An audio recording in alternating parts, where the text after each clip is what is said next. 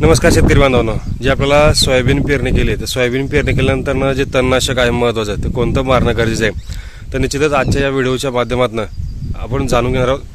त्यासाठी हा निश्चितच मित्रांनो हा व्हिडिओ तुम्ही संपूर्णपणे शेवटपर्यंत पहा आणि समजून घ्या। अजूनपर्यंत आपल्या चॅनलला फॉलो नसेल तर करून ठेवा, व्हिडिओ लाईक करा, शेअर करा आणि आपल्या शेतकरी बांधवांना पाठवा।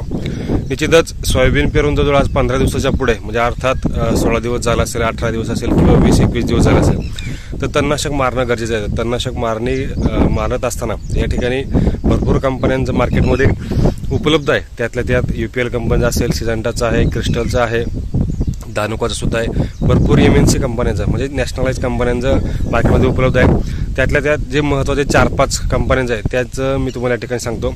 पहिलं या ठिकाणी असेल निश्चितच UPL कंपनीचं आयरिस आहे, ते एक तुम्ही वापरू शकता, एकरी 400 ml प्रमाण आहे। 2 नंबरला असेल निश्चितच सिजंटाचं फिजिप्लेक्स आहे, ते एक कॉम्बिनेशन आहे, साधारणपणे ते पण 400 ml प्रति एकर।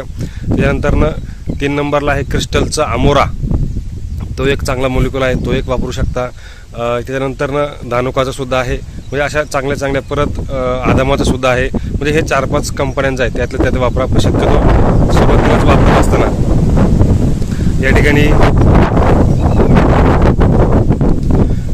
वापरत असताना बरेचसे लोक शक्यतो UPL कंपनीचा आयरिस वापरतात। थोडासा स्कॉर्चिंग येते पण घाबरायची गरज नाही आहे, चांगल्या पद्धतीने झाडांची ग्रोथ वाढ फुटवे आणि चांगल्या पद्धतीने निघत असतात। त्यामुळे शक्यतो जर स्प्रे करणार असाल तर निश्चितच UPL कंपनीचं आयरिस आहे ते वापरा, किंवा सिजंटाचं फिजिप्लेक्स आहे ते एक वापरू शकता, किंवा क्रिस्टलचा अमोरा, ह्या 3 मोलिक्युलपैकी कोणतंही एक तुम्ही या ठिकाणी बिनधास्तपणे वापरा। आणि निश्चितच सोयाबीनवरील असणारं जे तणनाशक नियंत्रण आहे, ते तण नियंत्रण आहे, त्याचा निश्चित आपल्याला फायदा होणार आहे। ते आपण या ठिकाणी बिनधास्तपणे वापरा, निश्चित त्याचा आपल्याला फायदा होणार आहे। तर ही छोटीशी माहिती आहे आपल्यासमोर मांडण्याचा प्रयत्न केला, निश्चितच आवडली असेल ही अपेक्षा आहे। आवडली असेल तर लाईक करा, शेअर करा आणि आपल्या शेतकरी बांधवांना पाठवा।